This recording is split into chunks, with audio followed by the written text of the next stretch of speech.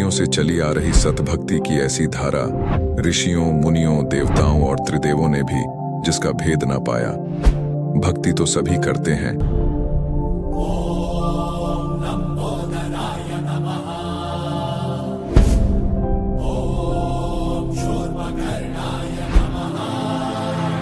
और हरदम यह सोच रहती है कि रहने के लिए आलीशान घर हो, घूमने के लिए बड़े बड़े पार्क हो, खाने पीने के लिए स्वादिष्ट भोजन हो, हम कभी बीमार ना हो, कभी दुखी ना हो और कभी भी ना मरे।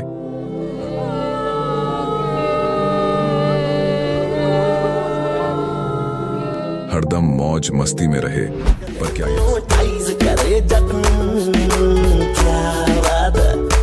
पर क्या यह संभव है? हम सब इतनी भक्ति करते हैं, व्रत करते हैं, श्राद्ध निकालते हैं, कावड़ लेकर आते हैं,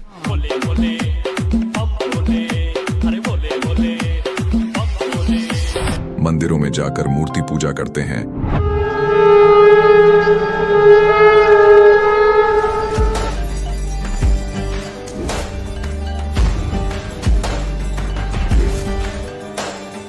भानुकोटिभास्वरं भवाब्धितारकं परं नीलकण्ठमिप्सितार्थदायकं त्रिलोचनं कालकालमम्बुजाशमक्षशूलमक्षरम्। चर्च में जाकर प्रेयर करते हैं,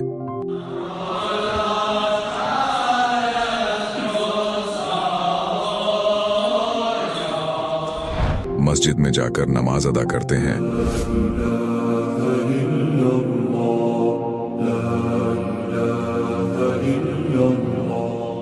अल्लाहु अकबर कबीरा, और गुरुद्वारों में जाकर माथा टेकते हैं,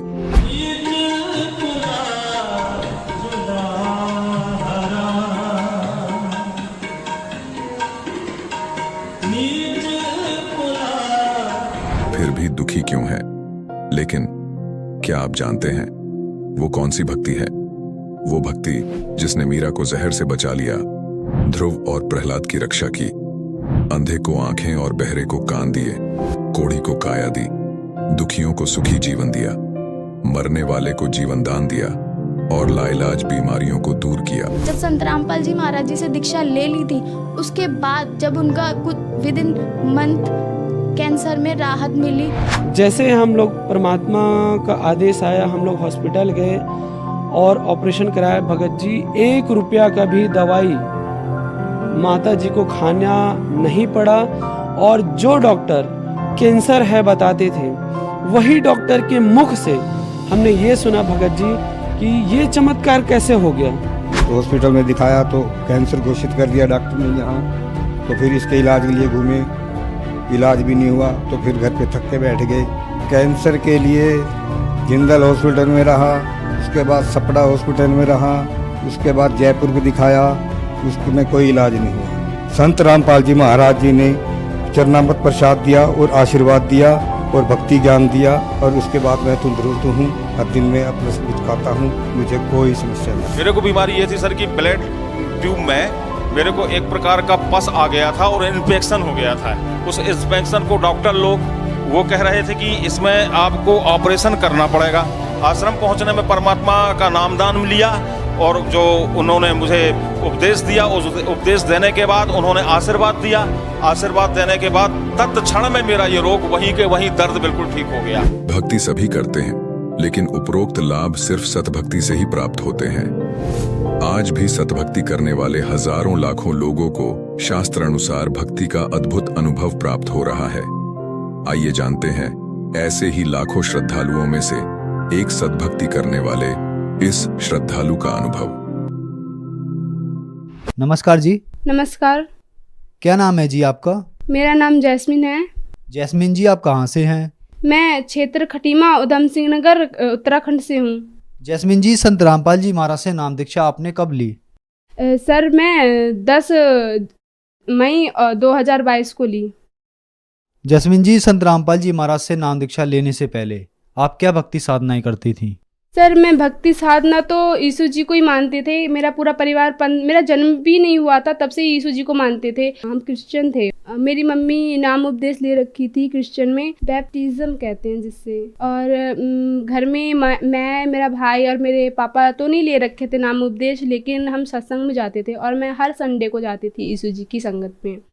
और वहाँ पे जो यीशु जी के बारे में बताते थे तो कुछ अटपटा सा भी लगता था, लेकिन अच्छी लगते थे। उनके जो भजन आते थे, जो वो अच्छे काम किए थे वो अच्छे लगते थे। लेकिन जिस तरह वहाँ के पास्टर लोग बताते थे, तो मछुआरे थे, उन्होंने जार फेंका तो मछली एक भी नहीं आ रही थी। जब यीशु जी ने फेंका जार तो मछली बहुत सारी आ गई। तो इस बात से क्वेश्चन उठता था, जब यीशु जी ने, अगर मानते हैं कि हाँ यीशु भगवान है, ये जीव उन्होंने बनाया तो जीव हत्या तो नहीं करेंगे वो। तो इस वजह से मेरा क्वेश्चन भी उठता था, लेकिन कोई क्वेश्चन का जवाब नहीं मिलता था मेरे को।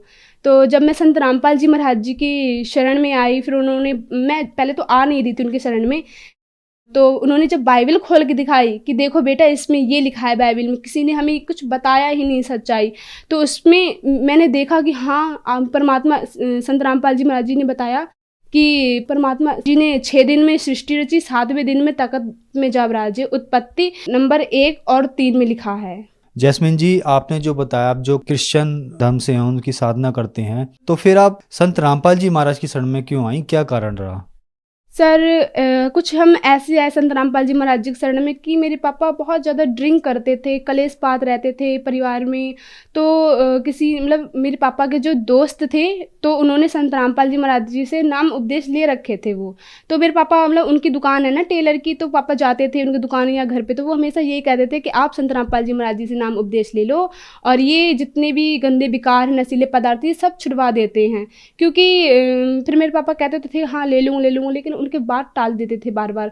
फिर संत रामपाल जी महाराज जी के शिष्य ने बताया, ये आप ये भजन सुनो, और ये अगर आपको आराम हो तो आप जरूर नाम दीक्षा ले लेना। संत रामपाल जी महाराज जी की जो संगत बताते थे और भजन सुनाते थे, तो वो मेरे पापा सुनते थे ड्रिंकी में ही। फिर एक दिन खुद ही उन्होंने कहा कि मैं भी नाम उपदेश लूँगा, ये ड्रिंक्स में बहुत परेशान हो गया हूँ, मैं छोड़ना तो चाहता हूँ लेकिन छूट ही नहीं रही है। जब मेरा दोस्त छोड़ दिया संत रामपाल जी महाराज जी शरण में आके, तो मैं क्यों नहीं छोड़ दूंगा। तो हमें विश्वास नहीं हो रहा था, क्योंकि वो बार बार ऐसे ही कहते थे। फिर उस दिन उन्होंने नहाया धोया, फिर संत रामपाल जी महाराज जी के नामदान केंद्र गए, नानंग बता। वहाँ से मेरा भाई और मेरी मम्मी और मेरा पापा, वो तीनों नाम उपदेश ले आए थे संत रामपाल जी महाराज जी से। मैं फिर 15 दिन के बाद गई संत रामपाल जी महाराज जी से नाम उपदेश लेने। जैसे कहते हैं कि जो भी श्रद्धालु संत रामपाल जी महाराज से नाम दीक्षा लेते हैं उनको लाभ होते हैं, तो क्या आपके साथ भी कुछ ऐसा हुआ?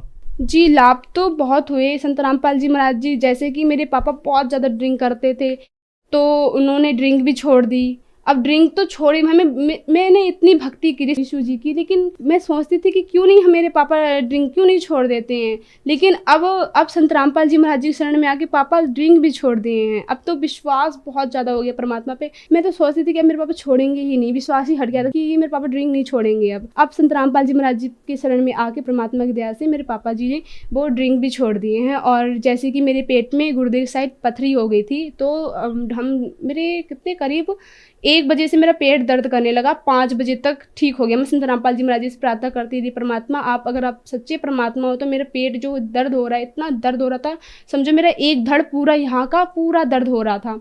फिर संत रामपाल जी महाराज जी की दया से 5 बजे पेट फिर एक भी दर्द नहीं हो रहा था। फिर पापा ने कहा कि कोई बात नहीं, हम ये मेडिकल जाते हैं, ये वो डॉक्टर हैं वहाँ पे। तो पापा 5 बजे ले गई डॉक्टर के पास। डॉक्टर ने मेरे को दवा खिलाई पथरी की, तो फिर तब भी मतलब पेट तो पहले भी नहीं दुख रहा था, लेकिन फिर वॉशरूम नहीं आ रही थी मेरी ढंग से। तो फिर मैं स्कूल में जाती थी पढ़ने, क्योंकि मेरा 10 का था ना उस टाइम, तो मेरे को पेपर भी करीब आ गए थे। मेरे क्लास से बच्चे कहते थे तू क्यों जाती है बार बार वॉशरूम, क्यों जाती है। मैं उन्हें बता रही थी, तब भी नहीं समझ रहे थे। तो मैं सीधे स्कूल से आई, स्कूल की ड्रेस भी नहीं चेंज की, सीधे मैं संत रामपाल जी महाराज जी से आके रोने लगी। परमात्मा, मेरे स्कूल में मुझसे बच्चे ऐसे ऐसे कहते हैं कि तू क्यों जाती है बार बार वॉशरूम। उन्हें बताती भी हूँ सच्चाई, फिर भी नहीं मानती हैं। तो फिर मैं जैसे फिर वॉशरूम गई, तो संत रामपाल जी महाराज जी की दया से फिर पथरी निकल गई थी मेरी। और भी जैसे कि मेरी मम्मी का कान में पानी पड़ गया था, तो उनका कान बंद हो गया था, सुनाई भी नहीं दे रहा था। उन्हें एकदम से चक्कर बहुत खींच के आते थे। तो वो फिर मतलब संत रामपाल जी महाराज जी से अरदास की कि परमात्मा मेरा कान बंद हो जाता है, सुनाई भी नहीं देता है। और फिर संत रामपाल जी महाराज जी से दया मतलब प्रार्थना की, तो संत रामपाल जी महाराज जी ने फिर 3 दिन तक तो रहा। मेरी मम्मी को कान से सुनाई नहीं देता था और कुछ बाजता था कान में, कहती थी वो। फिर संत रामपाल जी महाराज जी की दया से वो कान का जो सुनाई नहीं देता था वो भी फिर ठीक हो गया बिगैर दवा ले। सर आर्थिक स्थिति तो हमारी बहुत ख़राब थी, क्योंकि मेरे पापा भी ड्रिंक भी करते थे। क्योंकि पहले मेरे पापा टीचर थे ना, वो तो 5 साल तक टीचर रहे थे, वो सरकारी टीचर। तो उनकी जॉब किसी कारणवश उनकी जॉब छूट गई थी, तो वो और डिप्रेशन में आके ड्रिंक करने लगे। फिर पापा और ज़्यादा ड्रिंक करने लगे, मतलब 7 साल से करते करते बहुत ज़्यादा बढ़ते गए। फिर जैसे पापा मतलब फिर पेंट भी करते थे मेरे पापा। तो अब तो संत रामपाल जी महाराज जी शरण में हम आ गए हैं, तो संत रामपाल जी महाराज जी मतलब इतनी बड़ी मतलब कोठी दे देते हैं पेंट करने के लिए पापा, उसमें 1-1 लाख कमा लेते हैं मेरे पापा। जैसे कि आपने बताया कि आप क्रिश्चियन फैमिली से हैं, तो संत रामपाल जी महाराज तो ज़्यादातर वेदों का वगैरह का ज्ञान देते हैं, तो आपको संत रामपाल जी महाराज ने ज्ञान के बारे में क्या बताया आपके धर्म ग्रंथों के अनुसार? सर संत रामपाल जी महाराज जी ने हमें, मैं सत्संग गई थी, नाम उपदेश नहीं लिया था, क्योंकि संत रामपाल जी महाराज जी का पहले ये है जो अगर जो भी नाम दीक्षा ले तो पहले वो सत्संग सुने और मतलब ज्ञान देखे परमात्मा का, तब आए फिर नाम दीक्षा लेने। फिर मैं गई, मेरे मम्मी पापा ले गए मेरे को सत्संग सुनाने। फिर मैं गई खटीमा, तो वहाँ पे गुरुजी स्वयं बाइबल खोल रहे थे। मैंने कहा कि मतलब मेरी दादी लोग कह रहे थे ये संत रामपाल जी ये बहुत वेदों का वो करता है, खंडन करता है, ये है वो, मतलब उल्टा सीधा कह रहे थे। तो मैं गई, तो उस टाइम मेरे मन में ये उठा कि मेरी दादी लोग तो ऐसे कह रहे थे कि संत रामपाल जी महाराज जी विरोध करते हैं बाइबल का, देवी देवताओं का विरोध करते हैं, लेकिन नहीं, यहाँ तो खुद अपने हाथों से खोल के दिखा रहे हैं और दिखाने कि देखो बच्चों ये लिखा है इस बाइबल में। फिर और जो गुरु ग्रंथ साहिब है ये भी खोल के दिखा रहे थे, और जो कुरान शरीफ है ये भी खोल के दिखा रहे थे, मतलब जितने भी हमारे ग्रंथ हैं वो खोल के दिखा रहे थे संत रामपाल जी महाराज जी। तब मेरे को और ज़्यादा विश्वास हुआ, मैंने पापा से कहा मैं भी नाम दीक्षा लूँगी संत रामपाल जी महाराज जी से। जैसे कि मतलब पास्टर लोग बताते हैं गॉड इज़ फॉर्मलेस, लेकिन परमात्मा साकार है, वो निराकार नहीं है। बाइबल में खुद लिखा है, लेकिन वो नहीं बताते थे हमें सच्चाई। अब आज मतलब जैसे संत रामपाल जी महाराज जी बाइबल खोल के दिखाए हमें और बताए कि परमात्मा मनुष्य दृश्य है, परमेश्वर मनुष्य दृश्य है और हमको अपने ही जैसा स्वरूप दिया है उन्होंने। तो ये मतलब ये सब सुन के ना मेरे को एक अंदर से वो हुई कि संत रामपाल जी मैंने इतनी सत्संग सुनी, लेकिन पास्टर कभी नहीं बताया हमें। लेकिन आज संत रामपाल जी महाराज जी हमें ये बाइबल खोल के दिखा दी कि देखो बच्चों इसमें परमात्मा साकार है, निराकार नहीं है। बाइबल में उत्पत्ति में लिखा है परमेश्वर ने कि जो मनुष्य के लिए खाने के लिए बनाए हैं वो जैसे बीज वाले पौधे और फल फ्रूट बनाए हैं मनुष्य के लिए खाने के लिए, लेकिन ये जो हम लोग खाते हैं ये नॉन वेज वगैरह ये नहीं दिया है खाने के लिए, उन्होंने नहीं कहा है। पर फिर भी जो ईसाई धर्म के हैं वो फिर भी बाइबल को मानते तो हैं, लेकिन उनका मतलब जो उसमें लिखा है वो नहीं मानते हैं उसको। तो बिल्कुल जैसे हम साधारण खाना खाते हैं वैसे ही खाते हैं ये ईसाई धर्म के लोग, मांस मछली को साधारण खाना मानते हैं। संत रामपाल जी महाराज से नाम दीक्षा लेने के बाद आपको बहुत सारे लाभ प्राप्त हुए, तो जो दर्शक आज आपको टीवी पर देख रहे हैं, खास करके जो बाइबल जो क्रिश्चियन लोग हैं, उनके बारे में क्या कहना चाहेंगे? क्योंकि बहुत सारी बातें आपने इस तरीके से उनके बारे में बताई हैं। सर मैं उनसे यही कहना चाहूँगी कि बाइबल खोलें और देखें कि उसमें क्या लिखा है। परमेश्वर जब आए थे तो क्या लिख के गए वो उसको देखें, ये ना कि हम पास्टरों की बात में आके ये जो बताते वही करें। नहीं, अपनी बाइबल, क्योंकि आजकल तो समाज सभी पढ़ा लिखा है तो वो खुद भी देख सकता है कि हमारी बाइबल में क्या लिखा है और परमेश्वर ने क्या लिख के गए हैं वो। और संत रामपाल जी महाराज जी स्वयं बता रहे हैं बाइबल खोल के, क्योंकि कितने जो यीशु जी से जुड़ रखे हैं तो वो कितने लोग कहते हैं कि ये हमारे संत रामपाल जी ये हमारे बाइबल का वो करता है, खंडन करते हैं, हमारे यीशु जी में विरोध करते हैं। नहीं, वो सच्चाई दिखा रहे हैं कि बच्चों देखो इसमें बाइबल में ये लिखा है, सच्चाई लिखी है इसमें।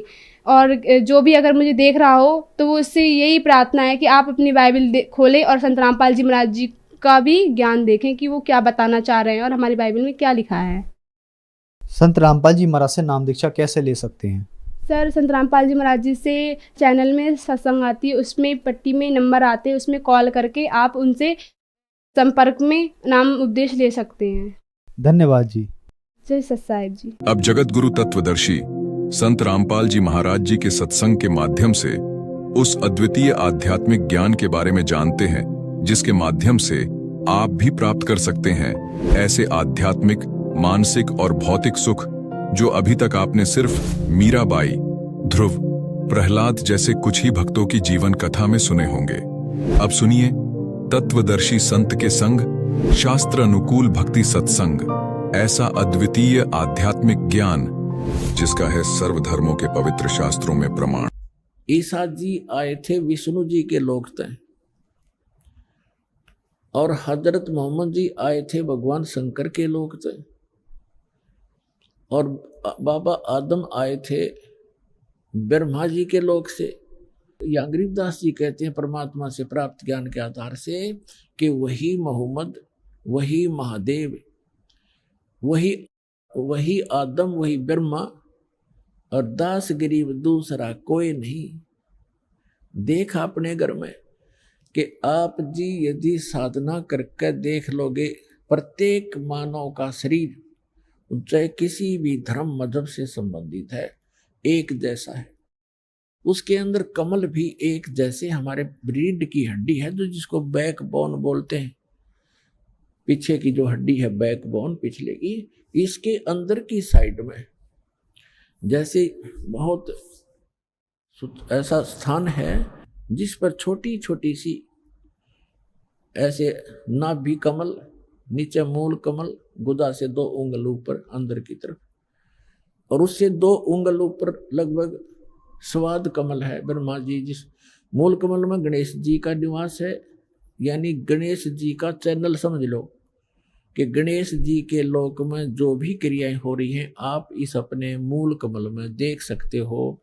जब आपका कनेक्शन जुड़ जाएगा, सारी डैश डैश लग जाएंगी, ये दास लगा देगा सारी, और फिर आपके वो चैनल चालू हो जाएंगे। ये तो एक टीवी है शरीर, इसके अंदर चैनल हैं, और जौन सा भी चैनल आप ऑन करोगे, चलाना चाहोगे तो वही चलेगा। तो इस प्रकार इसके अंदर सब चैनल हैं। फिर ना भी चैनल है, ना भी कमल।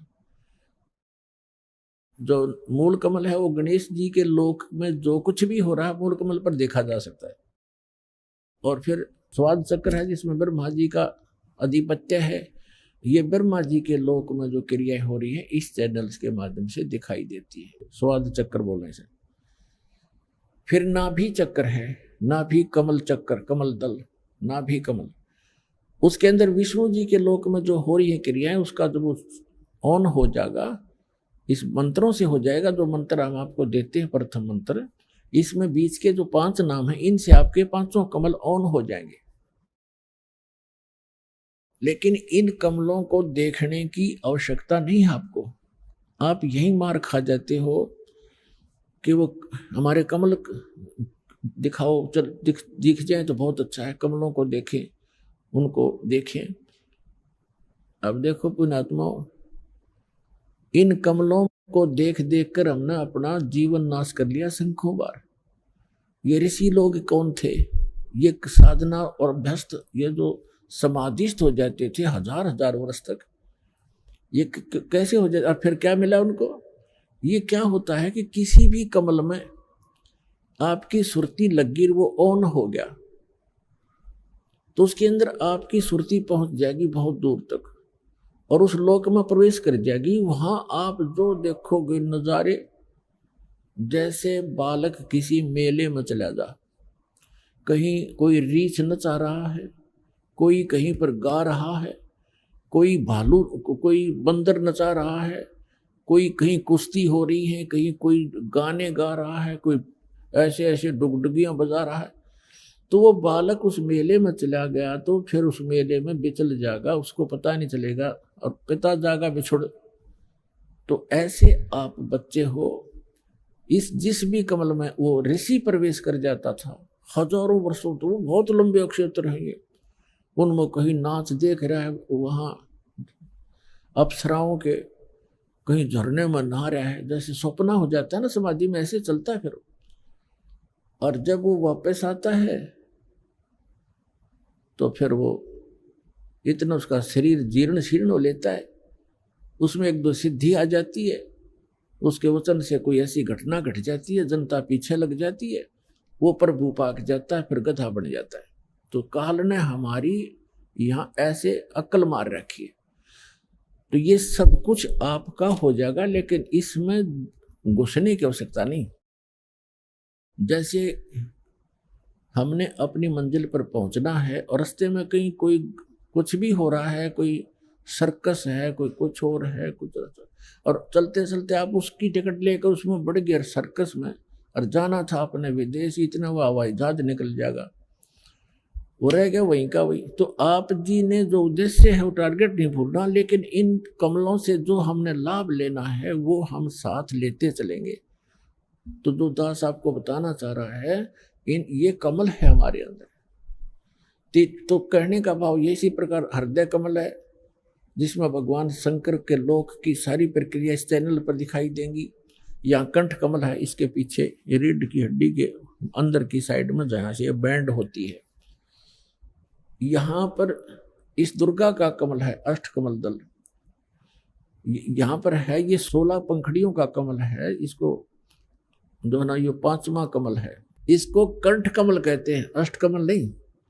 जैसे एक मूल कमल, फिर स्वाद कमल, चक्कर कहो चाहे कमल कहो, फिर नाभि कमल, विष्णु और लक्ष्मी जी का वहां पर नजारा दिखाई देता है। फिर हृदय कमल इन दोनों सतनों के बीच में, और यहाँ दोनों सतनों के बीच में उधर से ऊपर, यहाँ इसकी रीढ़ की हड्डी पर अंदर की तरफ एक हृदय कमल है, जिसको हृदय कमल कहते हैं, जिसकी 12 पंखड़ी हैं। ये कंठ कमल है, इसमें 16 पंखड़ी हैं और दुर्गा जी का निवास है।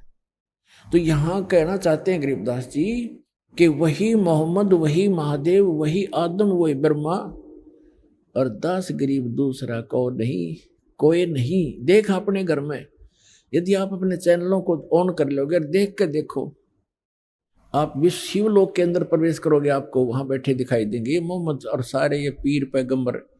वहां एक अलग से पितृलोक है, प्रत्येक इस भगवानों की नगरी है, अलग अलग इनके स्थान हैं, इनके लोक हैं, और प्रत्येक में अलग अलग स्वर्ग हैं। स्वर्ग माने रेस्टोरेंट, और अलग अलग उनके पितर स्थान है। गण अलग रहते हैं, ये भूत प्रेत अलग रहते हैं। भूत प्रेत पितरों आदि का वो इकट्ठा ही अक्षेत्र है। तो ये सारे वहां बैठे दिखेंगे तुमने, तब पता चलेगा आप अलग नहीं हो, एक हो। तो यह कहते हैं वही मोहम्मद, वही महादेव, वही आदम, वही ब्रह्मा, दास गरीब दूसरा कोई नहीं। देखा अपने घर में। तो नीमा प्रार्थना कर रही है कि भगवान, या तो पुत्र देना नहीं था, और दे दिया तो मालिक लेना नहीं था। आप इसको लेने जा रहे हो, आपकी दासी साथ मरेगी इस बालक का। जय, ये मर गया। तो परमात्मा ने सोचा कि मैं तो मरूं नहीं, पर ये जरूर मरेगी। इतनी टेंशन ले ली इसने। तब परमात्मा ने भगवान शिव को प्रेरित किया ना, तो वो तो 25 दिन की रोए थी। तब परमात्मा कहते हैं, करे करावे साइया मन में लहर उठा, दादू सिरधर जीव के वो आप बगल हो जा। वहां वो शिव की पुजारन थी, शिव जी भेज दिया, और शिव जी एक साधु रूप बना कर आए फकीर का, और पूछा, माई क्यों रो रही हो, क्या बात है? आपने तो बहुत बुरा हाल कर रखा है, क्या बात बेटा बताओ। तो उसने बताया कि महाराज जी मैं महा दुखी हूं, मेरे दुख ने ना सुने, आपके सतर का नहीं है, आप भी दुखी हो जाओगे मुझे दुखिया के दुख न सुनकर। भगवान शिव ने कहा कि माई बेटा, कहते हैं अपना दुख किसी दूसरे को सुना दे तो कुछ हल्का हो जाता है। ठीक है, मैं नहीं कर सकूंगा, कुछ विधि बताऊंगा, हो सके दाव लग जाए तो कर लेना। तो माई ने सोचा, ले बता दे महात्मा को, महात्मा में तो शक्ति भी होती है। लेकिन इससे पहले वह सब महात्माओं के पास जा चुकी थी, कोई राहत उनको मिला नहीं था। झाड़ फूक भी करवा लिए थे, सारी टोक टाक भी झाड़ ली थी, पर उस मालिक का टोक लग गया करे। कोई जंतर मंत्र हो सकता था, पर हम ऐसे बच्चे हैं ज्ञान में। तब उस नीमा ने सारी कहानी बताई कि मैं निसंतान थी महाराज। एक दिन मैंने हृदय से अपने भगवान शिव को याद किया था, और कमल के फूल पर एक सरोवर के अंदर मुझे ये अनमोल रत्न उन्होंने मुझे दिया था। और अब ये 25 दिन का हो गया, इस ना भोजन खाता है ना दूध पीता है। अब ये मृत्यु को प्राप्त होने वाला है। और परमात्मा ऐसे स्वस्थ, जैसे कमल कला फूलंत, कमल की तरह फूल रहे हैं, फल फूल रहे, बड़े शरीर स्वस्थ हो रहा है, मैच्योर से हो रहे हैं, जैसे नवजात शिशु से थोड़ा बड़ा शरीर हो गया। लेटे लेटे का। तो कहते हैं परमात्मा स्वस्थ है, फिर भी वो सोच रही है कि ये मरेगा, क्यों खाता ही नहीं तो मरेगा बच्चा। और कहा महाराज जी साथ में मरूंगी, मैं जी नहीं सकती। यूं कह के फूट फूट कर रोने लगी। तब शिव जी ने कहा कि माई तेरा पुत्र दिखा कहाँ है। वह लाई उठा के और सोचा महाराज के चरणों में डाल दूं, महात्मा आशीर्वाद दे देंगे, मेरा बालक जीवित हो जाएगा, स्वस्थ रहेगा, ये खा पी लेगा कुछ। तो जो ही भगवान शिव के रूप साधु रूप में खड़े भगवान शिव के चरणों में बच्चे को डालना चाहा, वो बच्चा वहां से आकाश में उड़ा और भगवान शिव के सिर के पैरेलल हवा में खड़े हो गए अपने आप। और शिव जी देख रहे हैं। अब माई ने सोचा, नीमा ने सोचा इस महात्मा में बड़ी करामात है, मेरे पुत्र को हवा में उठा दिया। फिर भी नंबर शिव जी के बनन लग रहे हैं।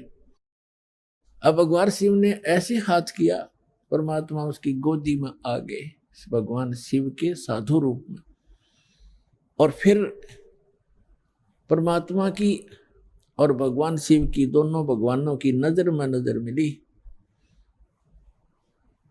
तब शंकर भगवान ने प्रणाम किया कि तो कोई अदब शक्ति है। गरीबदास जी ने लिखा है कि 7 बार उनकी आपस में वार्ता हुई, माई नहीं समझ सकी। तो परमात्मा नवजात शिशु ने कहा कि हे महात्मा जी, हे शिव जी, अब भगवान ने कहा नवजात शिशु के रूप धारी बालक, उस बाल भगवान कबीर साहब ने कहा कि शिव जी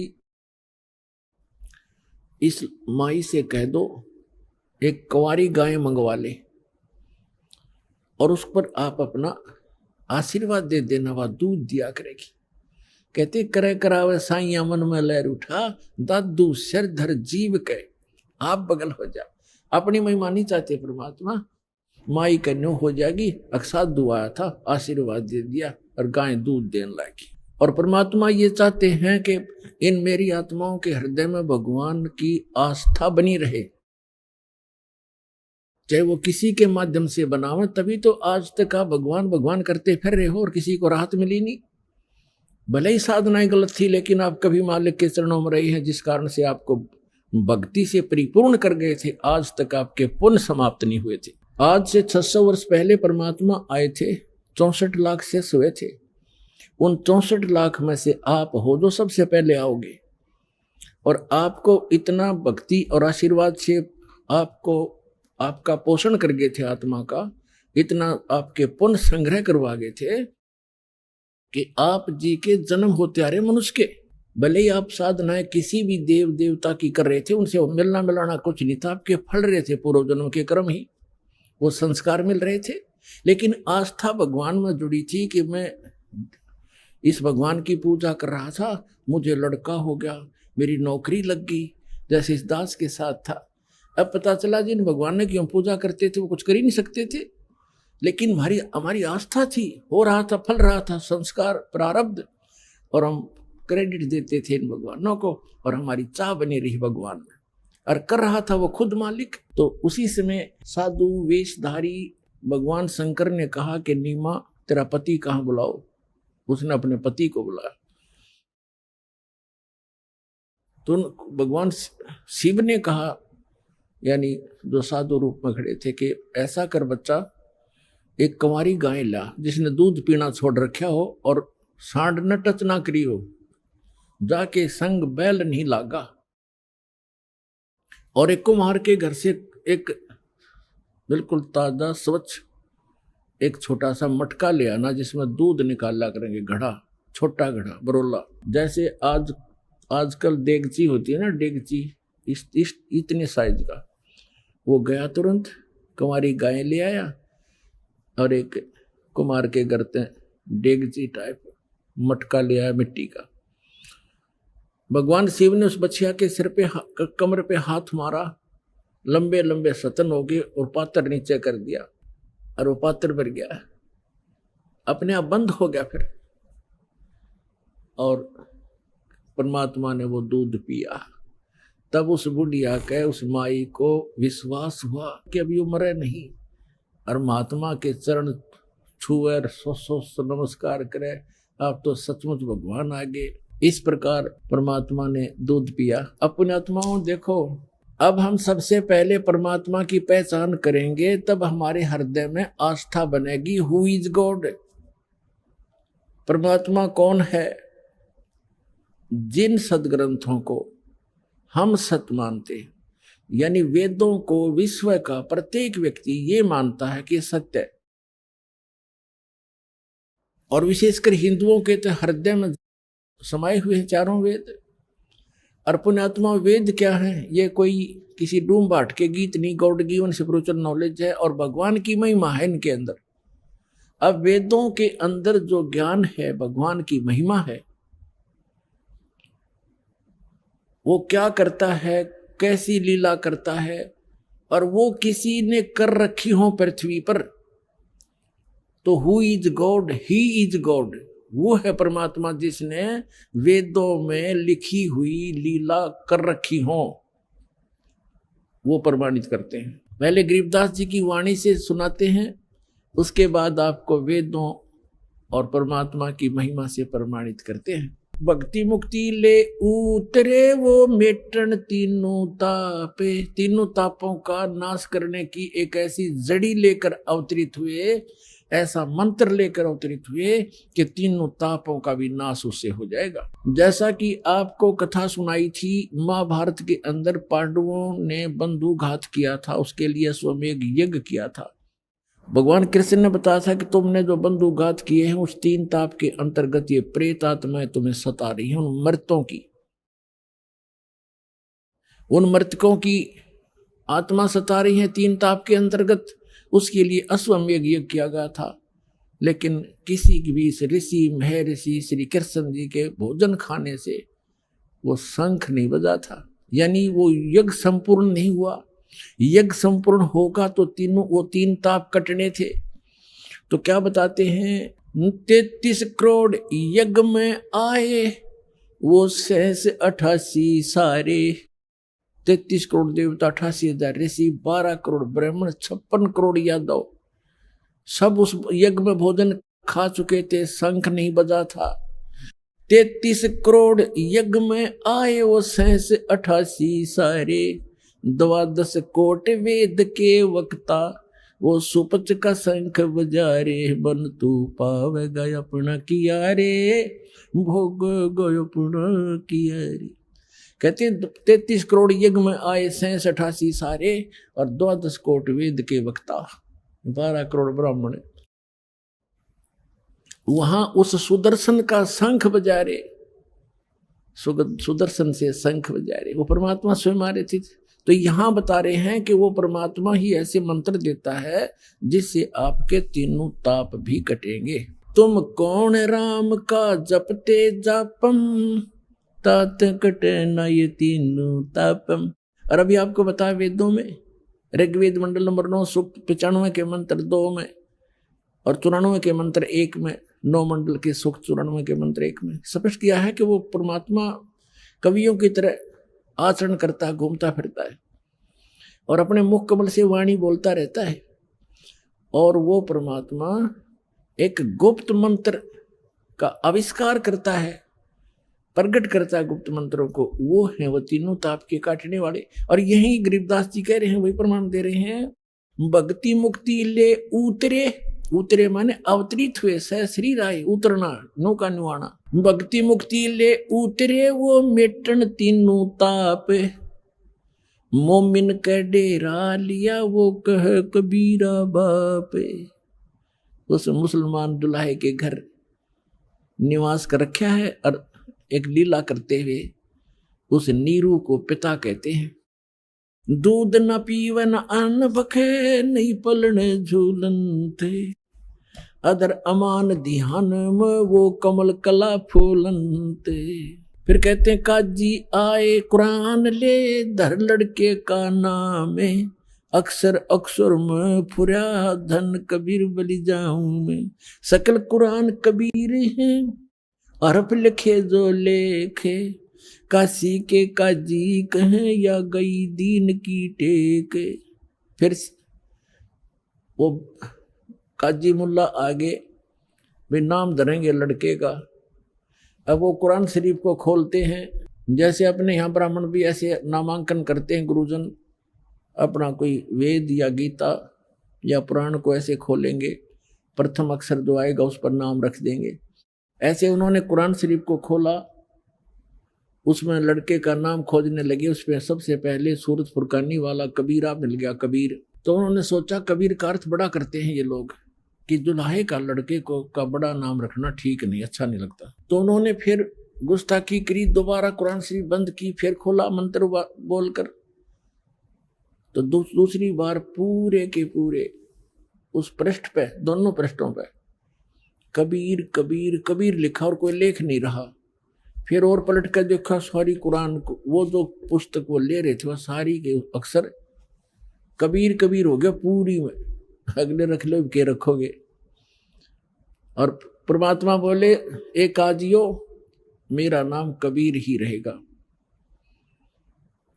अब वो कुरान में कुछ और अक्षर रहे नहीं, वही पटक कर चले गए और कबीर नाम मालिक का प्रसिद्ध हुआ। शिव उतरे शिवपुरी से ये अवगत बदन विनोद, मैं के कमल खुशी भये जब लिया ईस को गोद। परमात्मा को गोदी में ले लिया। शिव उतरे शिवपुरी से, अपने लोक से आए, शिव मंडल से, शिव के धाम से। और मैं के कमल खुशी भये लिया ईस को गोद, कबीर साहब बच्चे को गोद में ले लिया। नजर नजर से मिल गई किया ईस पर्ण में, धन मोमन धन पूर्ण धन काशी बलि जाऊं मैं। अब शंकर भगवान जी खड़े थे साधु रूप में और आशीष दे रहे थे कि हे माई, धन है काशी नगरी जिसमें ऐसे महापुरुष का आना हुआ है, धन होगी ये नगरी, इसके ऐसे इसके ऐसे सारे ग्रह हैं, ऐसे ग्रहों में है, ऐसे इसके मस्तक की रेखाएं बताती हैं, धन है ये काशी नगरी जहाँ से पुरुष का आगमन हुआ। कहते 7 बार चर्चा करी वो बोले बालक बहने। बालक 25 दिन का बालक बोलता है और 7 बार बोले श्री भगवान शंकर जी से। 7 बार चर्चा करी वो बोले बालक बहने, शिव को कर मस्तक धरा ला मोमिन एक धेनु। हे मोमिन, हे मुसलमान, हे बच्चा, जा एक धेनु, एक गाय लिया। अन ब्यावर को दूहत है दूध दिया तत्काले। कंवारी को दूहत है दूध दिया तत्काले, पीवे बालक ब्रह्म गति ता शिव भय दयाल। अपनात्मा इतना समय नहीं, अब परमात्मा की महिमा तो आज शुरू हुई थी, आज ये 5 दिन पूरे हो गए। इतनी महिमा इस परमात्मा की। एक तो अब पहले आप जी को दिखाते हैं। अभी तो दास ने वर्बली बताया, आदरणीय गरीबदास साहिब जी जो परमेश्वर से मिले थे और उनकी दिव्य दृष्टि खोली थी, उस आधार से पूर्व की घटनाएं जो की तो लिखी सच्चाई कि कंवारी गायों का दूध पिया परमेश्वर ने, शिव जी ने उसके कमर पर हाथ रख दिया, उसने दूध दिया और फिर वो देती ही रही कंवारी गाय और परमात्मा दूध पीते रहे। फिर दूसरी गाय लाए उसने, जब वो छोटी, फिर दूसरी लाए उसने भी ऐसे ही। तो ऐसे चलता रहा, कंवारी गायों का दूध परमात्मा पीते हैं।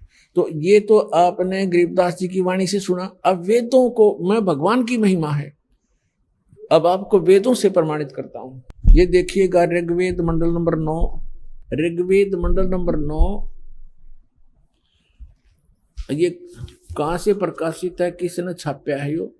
ये है, प्रकाशक है सर्वदेशी कार्य प्रतिनिधि सभा, मेहर सिद्धांत भवन, रामलीला मैदान, नई दिल्ली से। और ये देखिएगा, ये इसका अनुवाद करता है, यहां से ये मुद्रित है।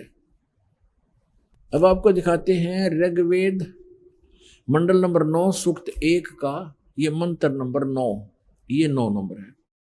इसमें क्या लिखा है कि अभी अधन्या उत्सृणंती धेनव शिशुम, ये शिशु शब्द है इसके अंदर। सोम इंद्राय पातवे, इसका अनुवाद किया है इन्होंने आर्य समाज के, आर्य समाजियों ने ही, लेकिन ये थोड़ा सा गलत करके दास उसको ठीक करेगा। उस सोम, सोम माने परमात्मा, उस सोम स्वभाव वाले पुरुष नहीं परमात्मा। देखो सोम माने ये स्वयं ही, यहां देखना, यहाँ पर ये खुद ही लिख रहे हैं प्रथम मंत्र में, प्रथम 9 मंडल नंबर 9 9वां मंडल सूक्त नंबर 1 का मंत्र नंबर 1 में ये सोम माने सोम स्वभाव वाला परमात्मन, हे सोम स्वभाव परमात्मन, ओ सोम माने परमात्मन। तो इसमें ये सोम शब्द है यहाँ पर। अब ऋग्वेद मंडल नंबर 9 सूक्त 1 मंत्र 9 को पढ़ रहे हैं हम, 9 को। इसमें लिखा कि इस उस इमम माने उस, सोम माने परमात्मा को, शिशुम जो बालक रूप में प्रकट होता है, शिशु रूप में, ये कुमार अवस्था में ही। अभी अधन्या, अधन्या माने अहिंसनीय, अहिंसनीय लिख दी। अपरात्मा देनो माने गौवे, अभी माने पूर्ण रूप से, सब प्रकार से, पूर्ण रूप से। अधन्या अहिंसनीय कर दिया इन्होंने, ये अनुवाद गलत कर रखा है। इसका अर्थ बनता है जैसे हमारे यहाँ क्षेत्र में हरियाणा के अंदर जो गाय नए दूध नहीं होती गऊ, उसको कहते हैं ये बिना धनाई है, बिना धनाई। अधन्या जो गर्भ ना धारण किया हो, और अभिअधन्या यानी पूर्ण रूप से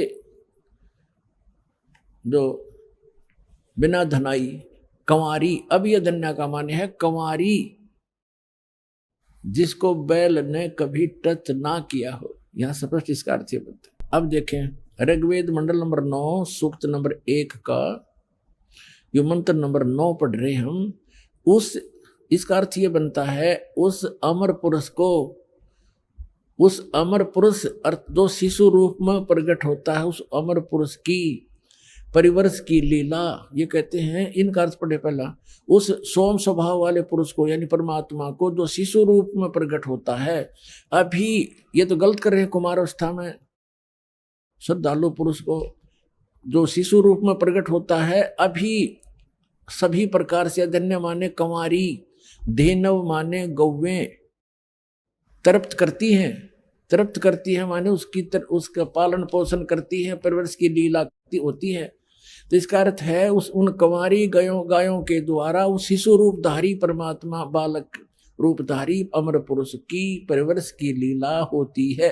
कंवारी गायों द्वारा अभी अधन्या धेनव शृणंती तृप्त करती हैं, शिशु माने शिशु रूप में प्रकट परमात्मा को।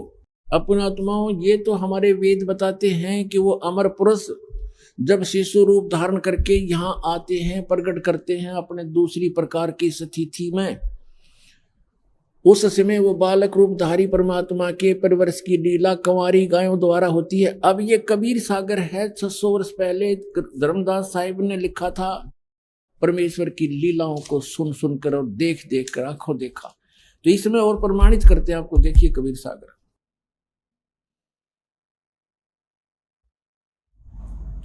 खेमराज श्री कृष्णदास प्रकाशन मुंबई से प्रकाशित है।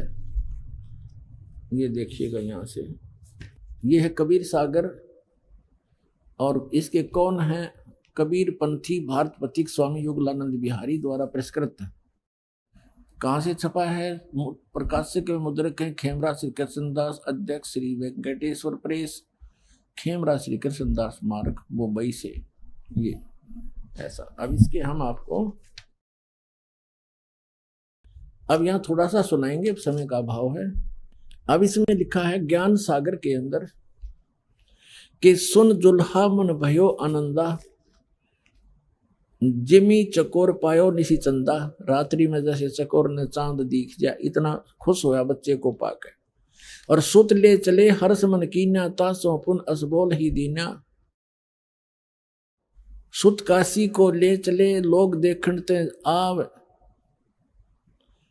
अन पानी बक्से नहीं जुल्हा शोक जनावे। वो कुछ खाओ पीओ था नहीं, जुल्हा दुखी हो गया जुल्हा। तब जुल्हा मन कीन तिवाना, रामानंद सो कही उत्पाना। इन्होंने कुछ गलतियां कर दी अनुवाद लेखन में, बाद में फिर हेरफेरी कर दी। इसलिए कबीर साहब ने दया बख्शी अपनी प्यारी आत्मा गरीबदास साहिब गांव छुरानी जिला दद्दर वाले के द्वारा अपनी महिमा की वाणी पुनः प्रकट करवा रखी। और कबीर सागर में कहा है कि बर्म पंथ में गरीबदास का पंथ होगा, उसमें मेरी महिमा की वाणी फिर प्रकट होगी। इसलिए इसमें कोई गड़बड़ है तो उसे शुद्ध हो जाती है, सिद्ध हो जाती है। इसमें इन्होंने रामानंद जी से जोड़ दिया कि वो नीरू जो है रामानंद ऋषि के पास गया और उससे अपने बच्चे के दुख के बारे में बताया, यो दूध नहीं पीता। रामानंद जी ने फिर कहा कि कुंवारी गाय लाओ, तुम्हारा पुत्र कोई ज्ञानी है, विद्वान पुरुष है, ये आम व्यक्ति नहीं है। वो कुंवारी गाय लाए और फिर उसने उसके दूध से वो तृप्त हुआ। फिर वो, तो ये कहने का भाव ये है, जैसा भी है उस हमने ये देखना है कि ये लीला कबीर साहब ने की, चाहे वो रामानंद ने की कही या वास्तविकता जो गरीबदास जी ने बताई वो सत्य है। और इसमें भी ये प्रमाण है कि बचपन में उनकी परवरिश की लीला कुंवारी गायों से हुई। और आज तक किसी भी महापुरुष की हम हिस्ट्री खूब पढ़ चुके हैं, ये वेदों में वर्णित विधि अनुसार महिमा अनुसार किसी की भी लीला खरी नहीं है, एक कबीर साहब ने छोड़कर। इसे सिद्ध हो जाएगा कबीर इज गॉड। अब देखो, तब जोल्हा मन कीन तिवाना, रामानंद सो कही उत्पाना, मैं सुत पायो बड़ो गुणवंता, कारण कौन बखे नहीं संता। हे संत, ये किस कारण से भोजन नहीं खा रहा। रामानंद धान तब धारा, जोल्हा सो तब वचन उचारा, पूर्व जन्म ते ब्राह्मण जाति। तो पहले ब्राह्मण था, तेरी कोई सेवा में कमी होगी, हरि सेवा की नहीं भली भांति, और कुछ तो सेवा हर की चूका, तो कुछ हर की परमात्मा की सेवा में भक्ति में चूक होगी। चाहते हैं भयो जुल्हा का रूपा, प्रीति प्रभु गह तोर लीनी, ताते उद्धान में सुत तो दीनी। परमात्मा तेरे से प्रसन्न हो गया, इसलिए तुझे वहां जंगल में पुत्र दिया। अब नीरू कहता है, हे प्रभु जस की न तस पायो, मैंने दिशा क्रियाओं तो बर लिया, पर आरत हो तो दर्शन आयो। मैं दुखी हो करके संकट में तेरे पास आया हूँ। सो कहिए उपाय गुसाई, बालक अक्षुधावत कुछ खाई। रामानंद अस युक्ति विचारा, तुम सुत कोई ज्ञानी अवतारा। तेरा पुत्र कोई विद्वान पुरुष है, कोई अच्छी आत्मा है। बचिया जाही बैल नहीं लागा, वो बचिया ला जिसने बैल ने टच भी नहीं किया हो। सो ले ठाड़ करते ही आगा, उसके पास लाकर खड़ी कर दे। वह कुंवारी बचिया लिया।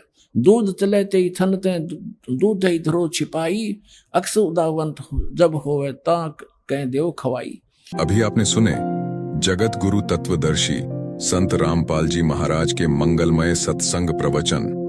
आइए अब सुनते हैं उन भक्तों के अनुभव जिन्होंने संत रामपाल जी महाराज के प्रमाणित ज्ञान से प्रभावित होकर नाम दीक्षा लेकर अनेकों लाभ प्राप्त किए। नमस्कार सर। नमस्कार सर। सर क्या नाम है आपका? द्वारिका प्रसाद साहू। द्वारका प्रसाद जी, आप कहाँ से हैं? मैं राजनांदगांव छत्तीसगढ़ से हूँ सर। द्वारका प्रसाद जी, संत रामपाल जी महाराज से आप कब जुड़े? मैं 6 जून 2013 को जुड़ा सर। संत रामपाल जी महाराज से नाम दीक्षा लेने से पहले क्या आप कोई भक्ति साधनाएं भी करते थे? जी सर, मैं पहले भी भक्ति साधना करता था, और इसके लिए थोड़ा सा मैं आपको सीरियल वाइज बताना चाहूँगा। मैं जब 9 साल का था, तो उस समय मेरे पिताजी दुर्गा सप्तशती का पाठ करते थे, और उन्हीं दुर्गा जी के नाम से मेडिकल खोले थे। मेडिकल का नाम दुर्गा मेडिकल था, और उसको 3-4 साल किए। उसके बाद में 1987 में वो गायत्री परिवार से जुड़ गए। तो गायत्री परिवार में से जुड़ गए तो उसी का संध्या को आरती चालीसा वगैरह सब चलता था, मंत्र चलता था, गायत्री मंत्र और साथ साथ सारे परिवार मेरे भाई बहन सब उसी के अनुसार करते थे। वो नवरात्रि में 9 दिन का उपवास रखते थे, और 24,000 गायत्री मंत्र का अनुष्ठान रखते थे।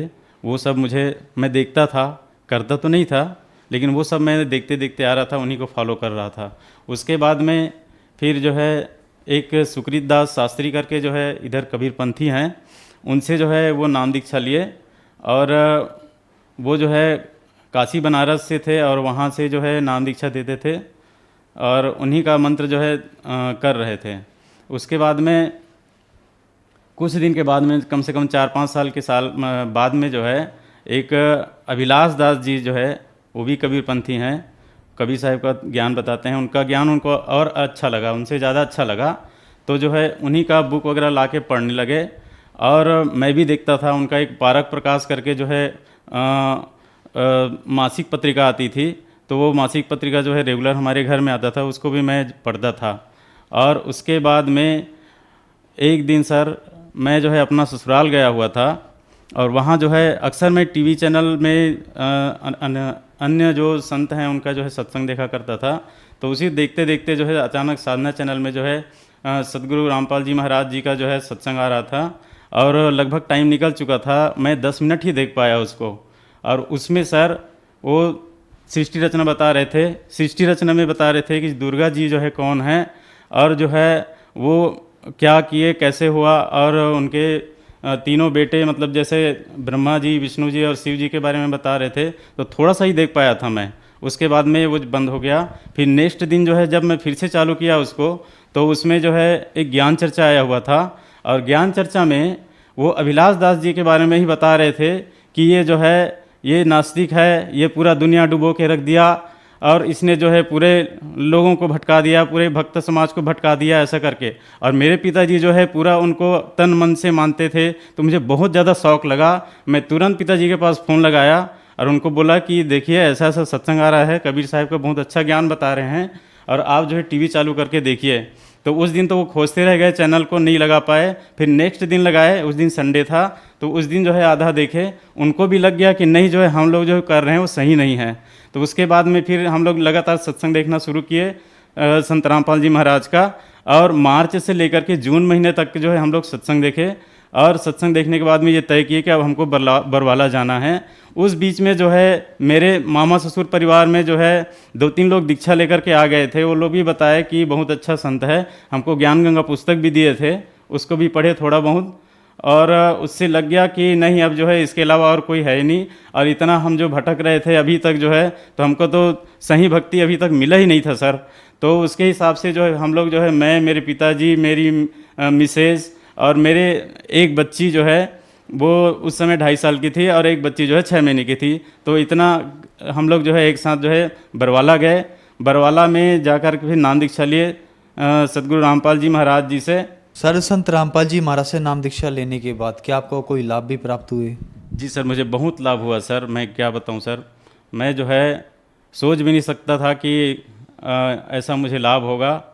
लेकिन अब कुछ कुछ जो है मेन आपको बताता हूं मैं। मेरी बेटी जो है वो कुपोषित हो गई थी, उनका वेट जो है बहुत कम हो गया था। तो उसके पहले भी जो है हम लोग बहुत उसका दिखाए थे, सब झाड़ा फूंका करवाए थे और जो है तांत्रिकों के पास भी लेके गए थे।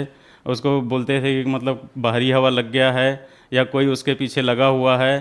तो इस तरह से जो है बहुत पैसा जो है वही सब झाड़ा फूंका में जो है खर्च कर दिए। उसके बाद में जब संत रामपाल जी महाराज जी से नाम दीक्षा लेके आए, तब उनको लाभ होना शुरू हुआ और जो है वो पूरी ठीक हो गई, नॉर्मल उनका वेट आ गया। और एक बार जो है उनका जो है कमर में फोड़ा हो गया था और उसके वजह से पैरों में सूजन हो गया था, चल नहीं पाती थी।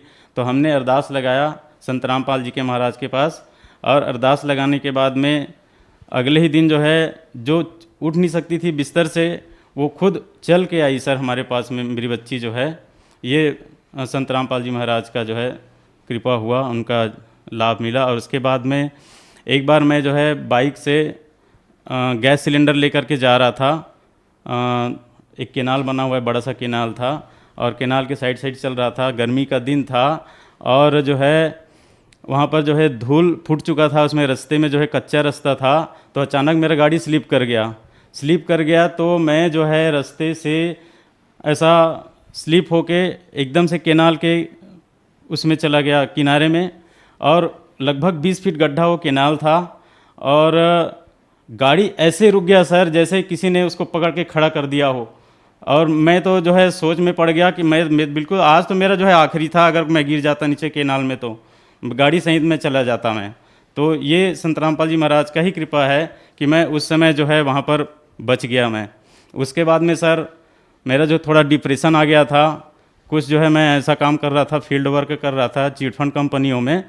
तो जो है लोगों का जो है प्रेशर पड़ता था, लोग मुझे पैसे के लिए बार बार जो है परेशान करते थे। तो उस समय मैं डिप्रेशन में आ गया था, मुझे शुगर और बीपी भी हो गया था सर। और उसके वजह से जो है मेरा याददाश्त पूरा चला गया था। मैं तुरंत जो है उसी समय भूल जाता था कि मेरे साथ किसने क्या बात किया। तो ये भी जो है परमात्मा से अर्जी विनती किया तो उसका भी लाभ हुआ। मेरा पूरा जो है संत रामपाल जी महाराज के कृपा से सब पूरा ठीक हो गया सर। और उसके बाद में मुझे धन लाभ भी हुआ और बीच बीच में संत रामपाल जी महाराज की कृपा से जो है कुछ कुछ कहीं कहीं पर मुझे हेल्प मिलता रहता है। और गुरुजी जो है खुद जो है मैं जहाँ आसन बनाया हूँ, पूजा स्थान बनाया हूँ, उस जगह में जो है पैसा छोड़ चले जाते हैं सर। एक बार अभी अभी की बात बता रहा हूँ आपको, कुछ दिन पहले जो है मुझे 600 रुपये मिले थे, जबकि वो पैसा किसी भी नहीं रखा था और नए नए 600 रुपये के नोट वहाँ पर रखे हुए थे। उसके पहले एक बार जो है मेरी डायरी में 500 के 7 नोट जो है एक साथ ऐसे रखे हुए थे पूरा, और उन 7 नोट जो है नया नोट था, बिल्कुल नया।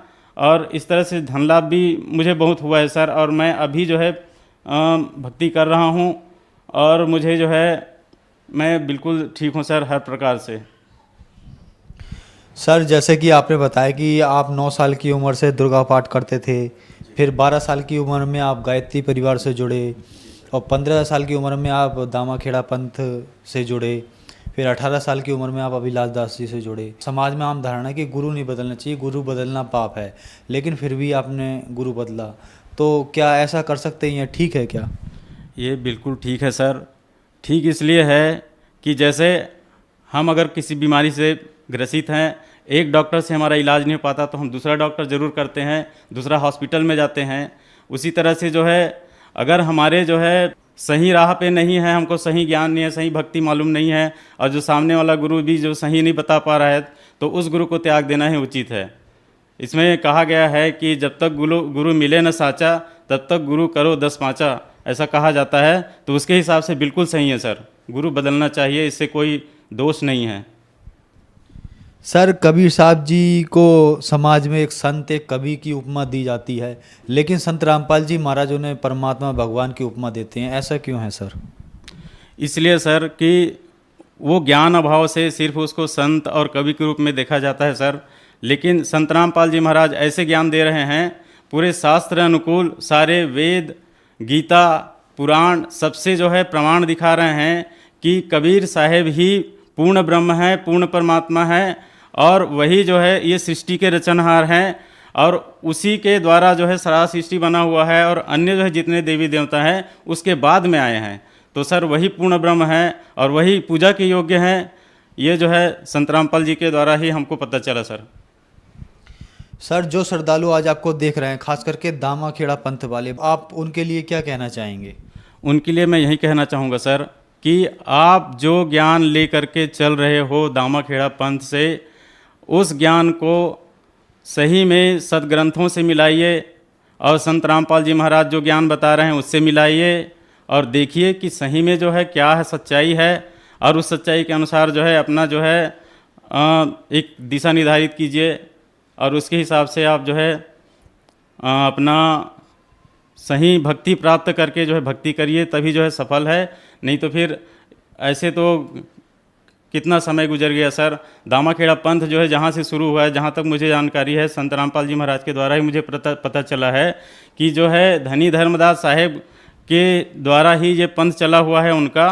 और जो ज्ञान और भक्ति उस समय चल रहा था वो धीरे धीरे आज के समय में जो है पूरा जो है वो ख़त्म हो चुका है, और वो खाली जो है एक टाइम पास हो रहा है, उसमें लाभ कुछ भी नहीं है सर। उसमें सारे जो है कबीर साहिब के विरुद्ध ज्ञान दे रहे हैं, और सिर्फ अपना जो है रोजी रोटी, अपना दुकान चला रहे हैं सर, और कुछ भी नहीं है उसमें। सर संत रामपाल जी महाराज से नाम दीक्षा कैसे ली जा सकती है? संत रामपाल जी महाराज से